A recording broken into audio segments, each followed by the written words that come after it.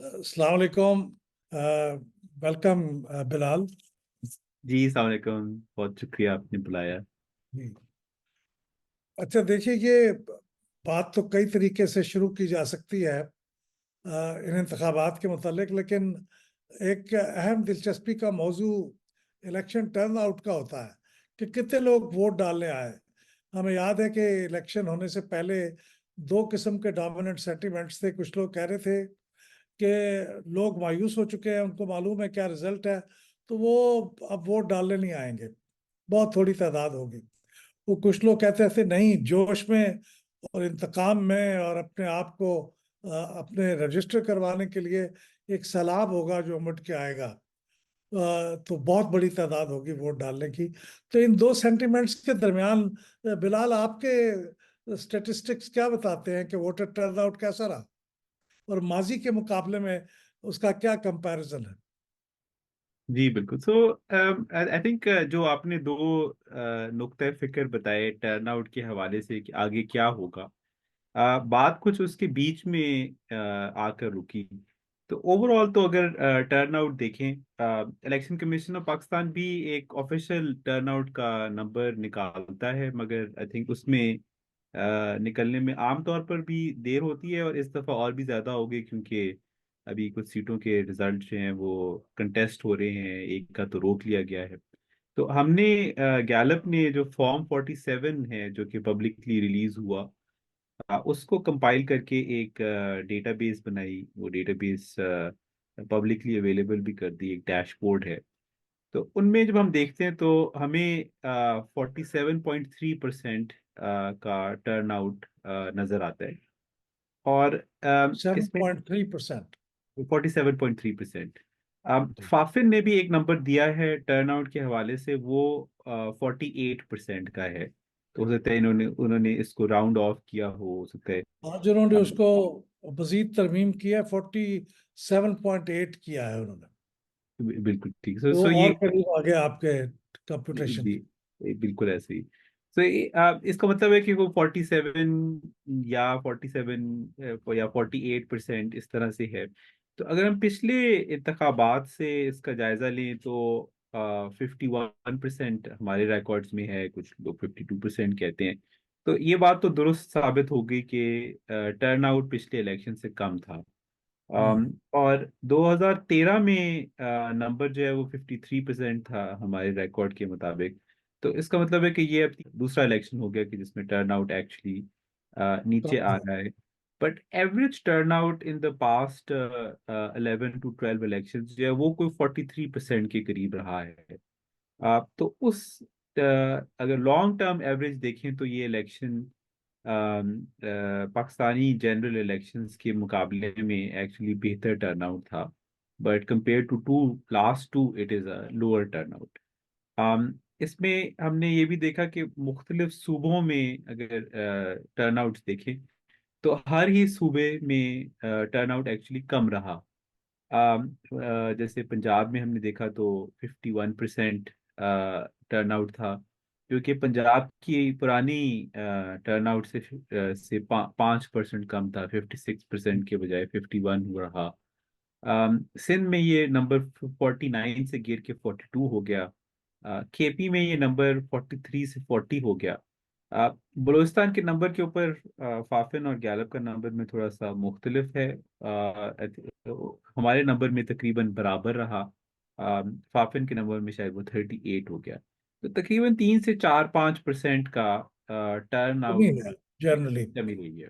लेकिन बिलाल, जो बहुत दिलचस्पी की चीज होगी लोगों के लिए, आप हमेशा एग्जिट पोल करते हैं, नौजवानों की टर्नआउट के बारे में क्या आपके पास फिगर्स हैं?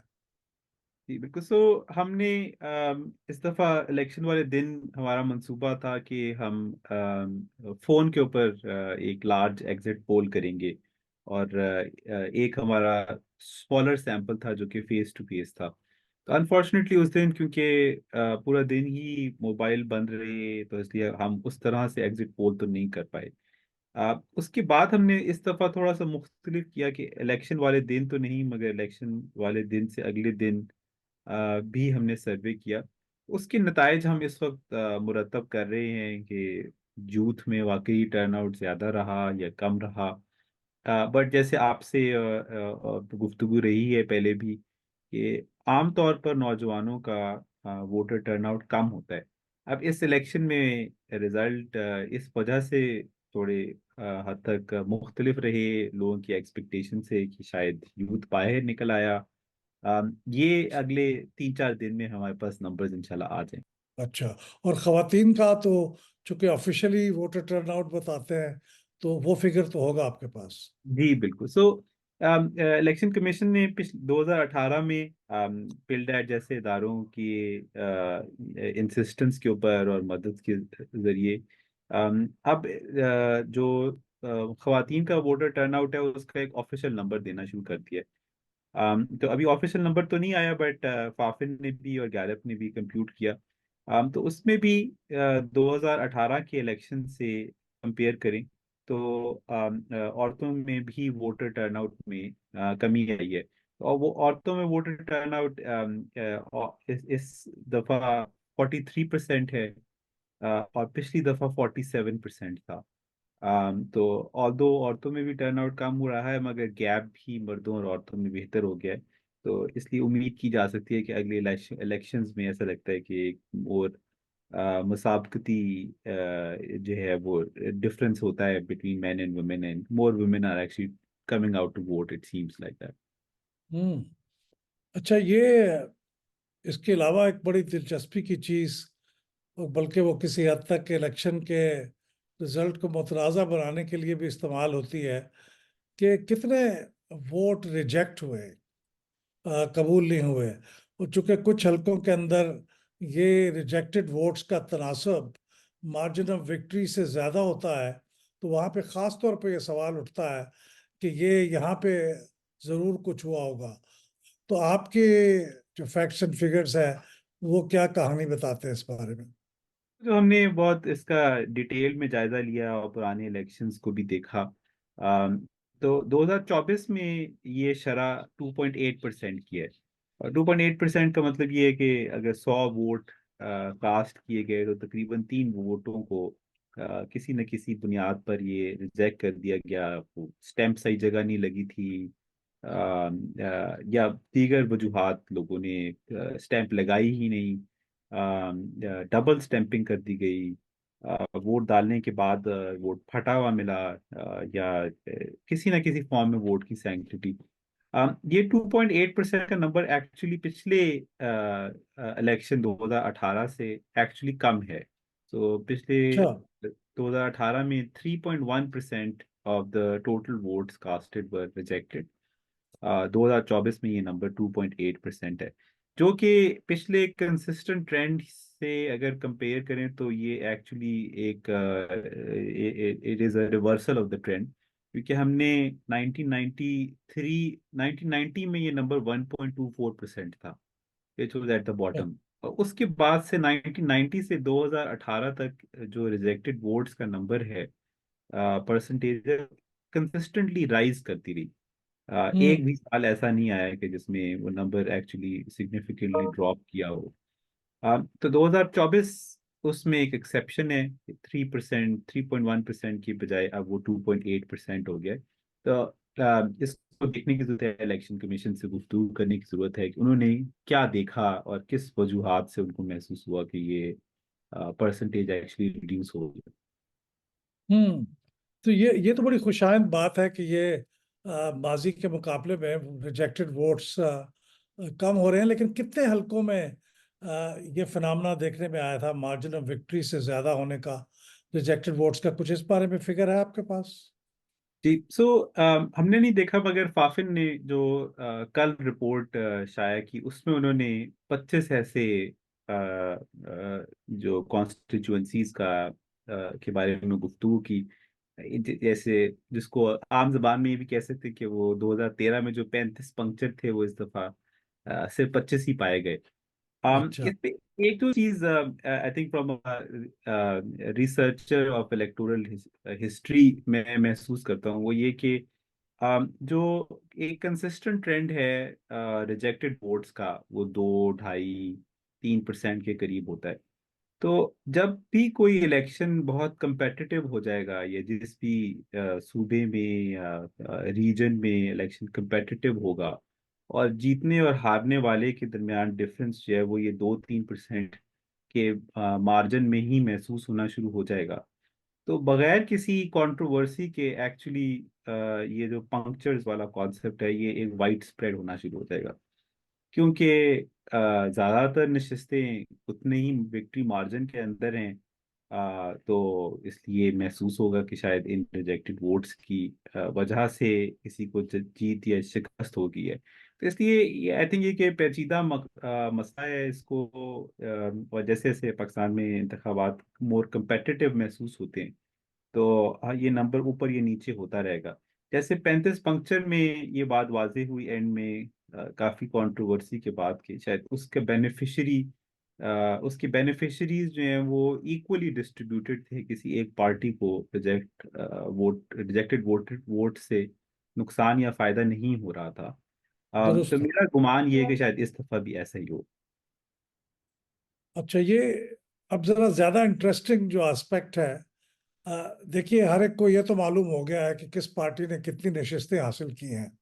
इवन पीटीआई जो कि अपनी पार्टी के सिंबल पे इलेक्शन ही लड़ रही थी, अब उसके बारे में भी अभाम बहुत कम है, क्योंकि वो इंडिपेंडेंट जो कैंडिडेट्स हैं उनका भी पता चल गया है कि ये पीटीआई सपोर्टेड कैंडिडेट्स थे, तो नशिस्तों की तादाद तो पता चल गई है। लेकिन वोटों के बारे में अभी तक मेरे ख्याल में इलेक्शन कमीशन ने नहीं बताया। तो पॉपुलैरिटी का जो गेज करने का तरीका है कि कोई पार्टी कितनी पॉपुलर है, वो तो वोटों से पता चलता है। और वो जरूरी नहीं कि अगर वोट ज्यादा हो तो नशिस्तें भी उसी निस्बत से बढ़ जाएं। तो आप मुख्तलिफ पार्टियों की पॉपुलैरिटी इस दफा पिछले इलेक्शन से कंपेयर करते हुए, वो आपके स्टडी क्या बताती है कि वो क्या रही? 2024 उस तरह का इलेक्शन है जिसमें कुछ हद तक हैरान कुन हद तक वोटों में कोई खास तब्दीली नहीं आ सकी। तो जो जमात 2018 में हाईएस्ट वोट रखने वाली थी और जिस प्रोपोर्शन पर बैठी थी, वो 2024 के इलेक्शन में भी वहाँ ही बैठी है और ऑलमोस्ट उसी प्रोपोर्शन पर बैठी है। मसलन पाकिस्तान तहरीक इंसाफ के जो इंडिपेंडेंट उम्मीदवार थे, हमने उनकी फहरिस्त उनकी पीटीआई की वेबसाइट से ले ली, और हर इंडिपेंडेंट जो जीता उसको हमने एक तरह से पीटीआई ही समझा। और फिर हमने अपने इस डैशबोर्ड पे मार्क कर लिया। तो मालूम ये हुआ कि 2018 में 31% पाकिस्तानियों ने तहरीक इंसाफ के उम्मीदवारों को वोट दिया था, और 2024 में भी 31%, 31% ने ही पीटीआई के उम्मीदवारों को वोट दिया। अच्छा, कोई 24 फर्क वर्ष। नहीं पड़ा।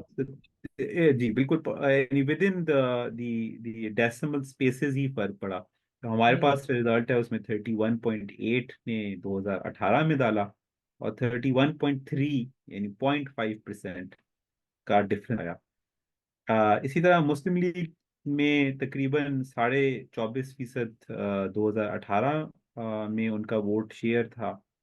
24.5% पाकिस्तानियों ने 2018 में मुस्लिम लीग नून के उम्मीदवारों को वोट दिया था। अब ये शरह कम होकर 23.7% है, जो again with in the less than 1% है। सो बहुत ही अनयूजुअली स्मॉल। इनके मुकाबले में पीपल्स पार्टी के वोट बैंक में थोड़ा सा इजाफा देखने में मिला, जो कि 13.1% था, और अब बढ़कर 14% हो गया है। बट मजमूई तौर पे देखें तो ऐसा लगता है कि 2018 और 2024 में आम वोटर की हद तक जो डिस्ट्रीब्यूशन है, उसमें कोई खासी तब्दीली नहीं आई। हमने और भी छोटी पार्टियों के हवाले से भी देखा तो पाकिस्तान तहरीक लबैक पाकिस्तान जो है, अ, उसको भी तकरीबन 5% वोट 2018 में मिले थे, 2024 में भी 5% ही मिले। अब ये फरमाइएगा कि लोगों का इलेक्शन के ऊपर जो एतमाद है या उसकी फेयरनेस पे एतमाद है, उसका आपने क्या अंदाजा लगाया कि लोगों ने इस इलेक्शन के ऊपर उनका ट्रस्ट था, वो समझते थे कि इलेक्शन फेयर होगा? वोटिंग जो है, इसके बारे में लोग मायूस हैं कि दालें तो आ गए हैं मगर कोई खास फायदा नहीं है।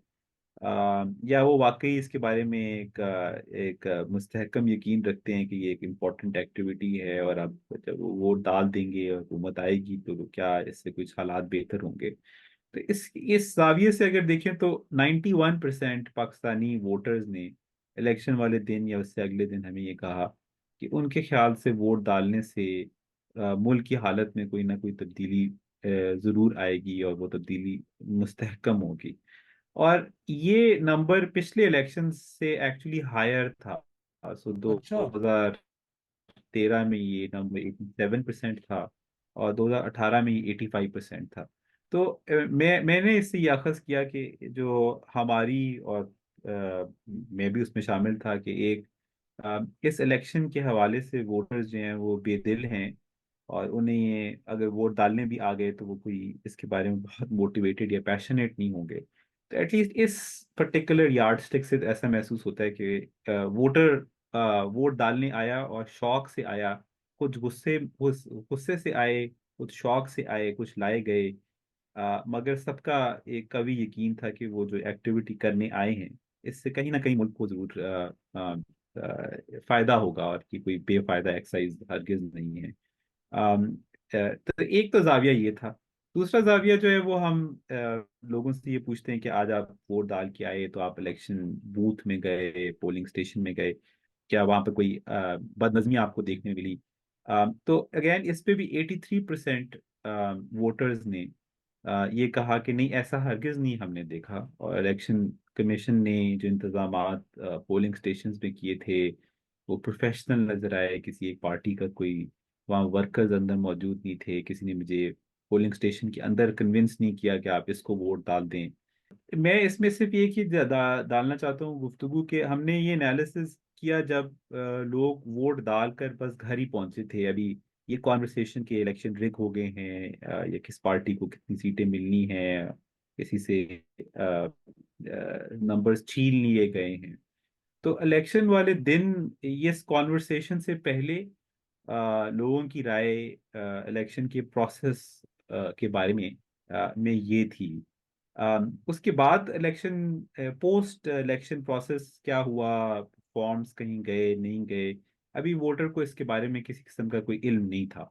तो ये ठीक। वो इलेक्शन के स्टाफ है उसके हवाले से और प्रोसेस के हवाले से अपनी राय दे रहे थे। तो मैं अगर सही समझाऊं तो आप ये कह रहे हैं कि पीटीआई के वोटर्स की भी राय जो एवरेज वोटर्स की राय थी बिल्कुल उसके बराबर थी। यानी 87% आपने जो कहा वो पीटीआई के वोटर्स की भी यही राय थी। बिल्कुल ऐसे ही है जी। हमने लोगों से पूछा आपने किस पार्टी को वोट दिया है, उसके बाद हमने उनसे यही सवाल किया। तो पीटीआई वोटर्स की राय और मुख्तलिफ बाकी और जमातों की वोटर्स की राय में बहुत वाज़ेह कोई फर्क महसूस नहीं हुआ। बहुत खूब। अम, अच्छा, अब फिलहाल एक और चीज जिसके बारे में बात करना चाहता हूँ।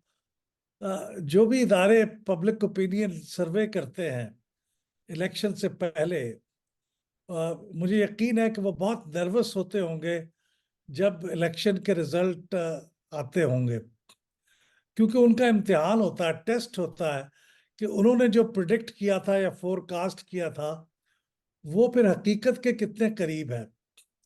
तो यकीनन आप भी इस बारे में फिक्रमंद होंगे। और चूंकि मैंने आपका वो सर्वे देखा था जो जनवरी में आपने रिलीज किया था, यानी इलेक्शन से तकरीबन एक महीना पहले, तो मैं बहुत खुशगवार हैरत हुई मुझे जब मैंने देखा कि उसके जो फिगर्स थे वो हकीकत में इससे बहुत करीब है जो इलेक्शन में सामने आए हैं। तो मैं उसको आपको प्रियम्प्ट नहीं करना चाहता, लेकिन मैं चाहता हूं कि आप ये बताएं कि जो लोग इसके बारे में बड़े स्केप्टिकल होते हैं, ये आपके रिजल्ट और इलेक्शन में आने वाले रिजल्ट, यानी आपके पब्लिक ओपिनियन पोल का रिजल्ट और ये जो रिजल्ट आए हैं, इन दोनों के दरमियान कितना फर्क है और कितनी ममासलियत है। तो हम्म। जब जब भी इलेक्शन होता है तो हम यकीनी तौर पर अपनी एक मुस्तकिल देख रहे होते हैं कि क्या हमारी जो रिजल्ट्स के बारे में प्रिडिक्शन थी वो दुरुस्त है या नहीं है। तो 2024 के इलेक्शन से हमने एक महीना पहले सर्वे किया, और उसमें हमने चारों सूबों में तीन सूबों के हवाले से रिपोर्ट मुरतब की और कहा कि इन इन सूबों में इन इन जमातों को एक वाजे परसेंटेजेस जो हैं जो हमें नजर आई हैं वो ये हैं। तो मसलन पंजाब में हमने ये कहा कि 34% सर्वे के रिस्पोंडेंट्स ने कहा कि वो पीटीआई को वोट देंगे। 32% हमने कहा कि वो मुस्लिम लीग नून को देंगे, और 6% हमने कहा कि वो पीपल्स पार्टी को देंगे। अब हमने जब इलेक्शंस के वोटों का, मिलियंस ऑफ वोट्स का जब काउंटिंग की गई और फिर उसको मुरतब किया गया, तो ये जो शरह पीटीआई के लिए है ये 34 से बहुत ही मामूली से फर्क के साथ 35% पाई गई। तो तकरीबन हम्म। 35% पाकिस्तानियों ने, पंजाब में रहने वालों ने पीटीआई को वोट दिया। इसका मतलब है कि सिर्फ 1% का डिफरेंस सर्वे के रिजल्ट और इलेक्शन के रिजल्ट था। सर्वे का रिजल्ट 1000 के करीब अफराद पर मबनी था, और जो इलेक्शन का रिजल्ट है वो मिलियंस ऑफ पाकिस्तानी के बराबर था। तो गोया सर्वे एटलीस्ट इस एक्सटेंट तक एक statistical accurate. sample was able to predict how the other millions of people would be able to। Similar number हमने केपी में देखा, वहाँ हमने कहा कि 45% एक महीना पहले केपी के रहने वालों ने कहा कि वो पीटीआई को वोट देंगे। अब हम जब रिजल्ट देखते हैं तो तकरीबन 44% ने पीटीआई को वोट डाला। तो इसका मतलब है कि 1% कम जो सर्वे के रिजल्ट थे उससे। ये यूआईएफ के हमने कहा कि 15% लोग वोट डालना चाहते हैं, उसमें एग्जैक्टली 15% ने इलेक्शन वाले दिन वोट डाला। पीएमएलएन के लिए हमने कहा कि उनको 9% वोट मिलेंगे केपी में। तो इलेक्शन वाले दिन 9% ही वोट पड़े पीएमएलएन को। इसी तरह से कमाल है। सिंध में हमने कहा कि पीपल्स पार्टी मकबूल तरीन जमात है और उसको 40% वोट पड़ेंगे। और जब अब सर्वे इलेक्शन का रिजल्ट आया है मिलियंस ऑफ वोट्स काउंट करने के बाद, तो यहाँ पर भी एग्जैक्टली 44% ही है।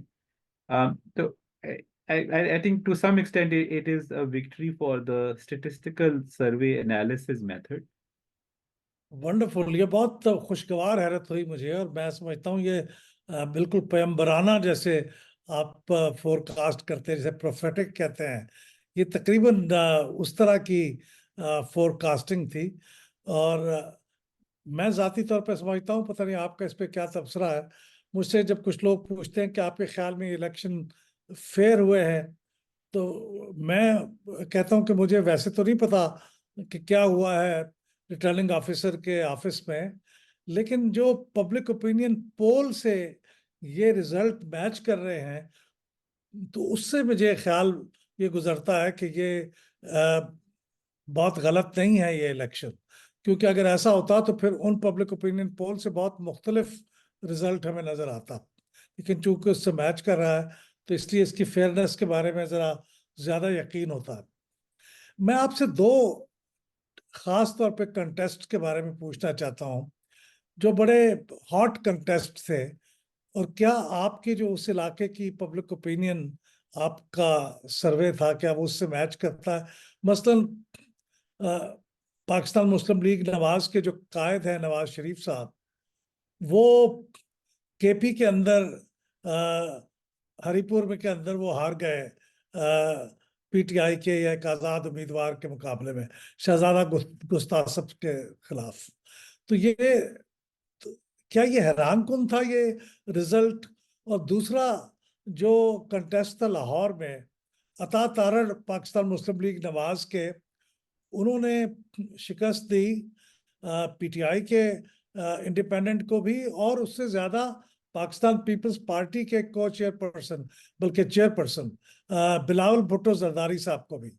तो क्या ये दोनों कंटेस्ट ऐसे थे जो आपके ख्याल में बिल्कुल आउटलायर थे, अनएक्सपेक्टेड थे, या आपके ख्याल में ये जो कुछ स्टेटिस्टिकल इंफॉर्मेशन थी उसके मुताबिक थे?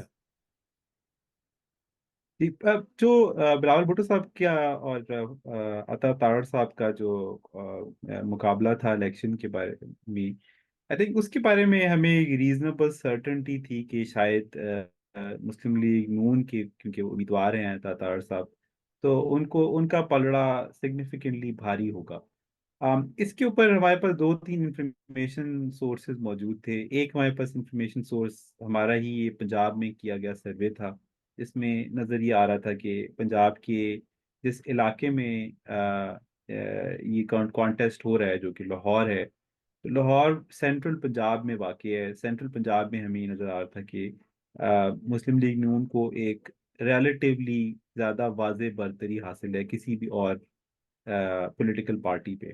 दूसरा, हमारे पास ये इंफॉर्मेशन भी मौजूद थी कि people's party over the past few years जो है, पास्ट फ्यू इलेक्शन साइकिल्स जो है, वो एक अब माइनर पॉलिटिकल एक्टर के तौर पर पूरे पंजाब में नजर आ रही है। एक वक्त था कि 30% से भी ज्यादा लोग पीपल्स पार्टी को वोट देते थे, और ये पिछले 6-7 इलेक्शंस में ये नंबर गिरता गिराता अब से पिछले 2018 के इलेक्शन में सिर्फ 6% पे आ चुका हुआ था।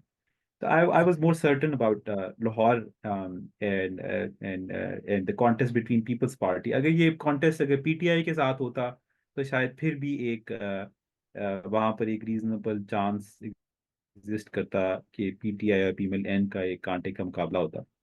जो दूसरी आपने सीट के बारे में गुफ्तगू की, आई थिंक उसमें एक रीजनेबल लेवल ऑफ कंपटीशन हमारे ख्याल से एक्सपेक्टेड था। उसकी वजह ये कि जो हजारा डिवीजन और ये मानसेरा डिस्ट्रिक्ट इटसेल्फ जो है, इसमें मुस्लिम लीग नून की एक प्रेजेंस जो है वो बरकरार रही है। 2018 के एक डिफिकल्ट इलेक्शन में भी वहाँ मुस्लिम लीग नून की एक प्रेजेंस रही और वो बरकरार रही। सो उस लिहाज से स्लाइटली अनएक्सपेक्टेड है, बट ओवरऑल अगर केपी के सर्वेज का रिजल्ट देखें और इलेक्शन का रिजल्ट देखें तो इस उस सीट के भी रिस्की होने का एक अंदाजा लगाया जा सकता था कि क्योंकि पीटीआई की एक मेजर हवा जो है वो पूरे इलाके में थी।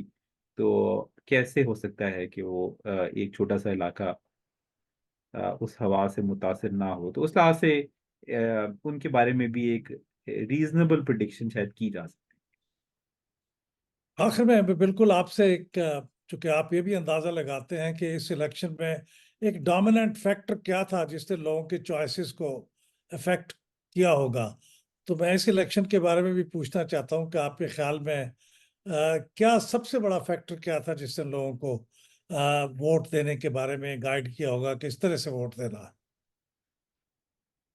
है। आई थिंक इसमें मेरे ख्याल से एक जो मेटा एनालिसिस अगर करें तो PTI versus non PTI was an ideology that people were following. So कुछ लोग पीटीआई के मुखालिफ थे और कुछ लोग पीटीआई के साथ थे। तो ये एक सिग्निफिकेंट फैक्टर था इस इलेक्शन में, खासतौर पे पंजाब की हद तक। जैसे एक जमाने में पीपल्स पार्टी और एंटी पीपल्स पार्टी कैंप्स थे, पंजाब की जी। सियासत में PTI versus anti PTI has become a slogan, जिसके पीछे उसमें कोई उसके अंदर मुख्तलिफ आइडियोलॉजी हो सकती है, मुख्तलिफ पॉलिसी पर्सपेक्टिव हो सकते हैं जिसकी वजह से लोग एक के साथ और दूसरे के साथ जा रहे हैं। But the broadest idea is के लोग अपने आप को पीटीआई वाला और दूसरी तरफ नॉन पीटीआई वाले हैं, मुस्लिम लीग नून वाले हैं। तो आई थिंक एक एक तो की मोटिवेशन फैक्टर ये था। और आई थिंक पीटीआई के अंदर जो वोटर्स थे उनमें मुख्तलिफ उनके रीजंस हैं, मगर एक सबसे बड़ा रीज़न मुझे ये महसूस हुआ कि लोग एक प्रोटेस्ट के तौर पर भी वोट डालने आए। और कुछ हद तक कुछ इलाकों में ये एक अनएक्सपेक्टेड प्रोटेस्ट था कि लोग पंजाब की हद तक भी किसी एक लीडर के साथ खड़े हो जाएं, हालांकि उनके वोट उस पार्टी को वोट देने से उनके काम नहीं होंगे। हम्म। क्योंकि एक आम तज्जिया पंजाब के वोटर के बारे में ये है कि पंजाब का खासतौर पर रूरल वोटर ऐसे शख्स को वोट देता है कि जो उसका वोट लेके उसके लिए काम करेगा। तो पीटीआई की हद तक आई थिंक ये एक फजा जरूर थी कि पीटीआई शायद अब हुकूमत तो नहीं बना सकती। तो कुछ हद तक पंजाब के वोटर ने इस थेरी को कुछ हद तक ये साबित किया है कि ये एक चेंजिंग पॉलिटिकल लैंडस्केप है from a voting perspective as well. Punjabi voter is no longer just looking to get his or her stuff done. It's also about ideas. PTI एक हम्म। उस आइडिया का नाम है। एक ये भी महसूस होता है कि शायद थोड़ा बहुत जो अपसेट पीएमएल एन को महसूस हुआ है कुछ सीटों पे, तो एक पीटीआई के वोटर्स तो बहुत मोटिवेटेड थे, क्योंकि उनके साथ एक ज्यादती हो चुकी थी उनके ख्याल में, और उन्होंने अपने वोटर की, अपने लीडर के लिए बाहर आना था। तो आई थिंक पैशन, इंटरेस्ट से ज्यादा इस इलेक्शन में पैशन जो है, यस। हम्म। पैशन जो है उसने रोल प्ले किया है। इंटरेस्ट जो है वो इस इलेक्शन में ऐसा महसूस हुआ कि लोगों ने अपना इंटरेस्ट को थोड़ी देर के लिए साइड पर रखकर पैशन को और दिल को की आवाज को सुना है। तो ये सोशल मीडिया कोई इंक्रीजिंगली कोई फैक्टर बनता हुआ नजर आ रहा है पाकिस्तान में? क्या इसका असर रसूख इस दफा ज्यादा था माजी के मुकाबले में? जी बिल्कुल। सो हम मीडिया की जो कंजम्पशन है पाकिस्तान में, उसको पिछले 4 डेकेड से स्टडी कर रहे हैं। काफी जमाना हमने टीवी रेटिंग्स भी पाकिस्तान ने प्रोवाइड की। So media consumption is one of those sort of yardsticks that we've been tracking. तो उसमें 2018 में जो बेशतर सर्वे थे वो ये दिखाते थे कि 15% पाकिस्तानी इंटरनेट इस्तेमाल करते थे। यूथ में ये नंबर 30% के करीब चला जाता था। शहरों में चले जाएं तो शायद 40% के करीब था। 2004, तो इसलिए 2018 का वो इलेक्शन जो है वो फर्स्ट इलेक्शन था कि जिसमें social media played a very important role. और उसमें एक जनरेशनल डिवाइड था, और उसमें एक इनकम डिवाइड था। तो स्लाइटली बड़ी उम्र के लोगों में इंटरनेट का इस्तेमाल कम था, स्लाइटली कम पढ़े लिखों में कम था। 2024 में मेजॉरिटी वोटर्स की ऐसी थी कि जो सोशल मीडिया पर मौजूद थे। तो जहां वो नंबर 15% था, 2024 में वो नंबर 50% से क्रॉस कर गया था। जहां पर वो नंबर शहरों में 30% के या 40% के करीब था, वहां पर ऑलमोस्ट यूनानिमस नजर आया कि लोगों ने सोशल मीडिया का इस्तेमाल शुरू कर दिया है शहरों की हद तक। और 18 से 30 साल की उम्र में अगर बिल्कुल अनपढ़ नहीं है तो ऑलमोस्ट अगेन यूनानिमस था। तो इसलिए ये पाकिस्तानी इलेक्शंस और इलेक्शन कैंपेनिंग की हद तक सोशल मीडिया का इस्तेमाल जो है, इसमें एक वाज़ेह तब्दीली आई है। जो जलसे जुलूस हैं उनके बजाय लोग सोशल मीडिया पर अपने पॉलिटिकल लीडर्स के लिए आवाज़ भी बुलंद करते रहे, उनको सोचते भी रहे। बिलाल, आपका बहुत बहुत शुक्रिया। आपने बहुत वक्त निकाला और अपनी ऑर्गेनाइजेशन की जो तमाम रिसर्च है वो हमारे साथ शेयर की। हम मुंतज़र रहेंगे कि अब बाकी जो रिसर्च अभी आपकी हो रही है और जो डेटा आपने इकट्ठा किया है ख़ुसूसन नौजवानों के बारे में कि उनका टर्नआउट का क्या कैफियत थी, तो उसका हम इंतज़ार करेंगे और इंशाल्लाह फिर आपके साथ गुफ्तगू होगी किसी मौके पे। आपका बहुत बहुत शुक्रिया।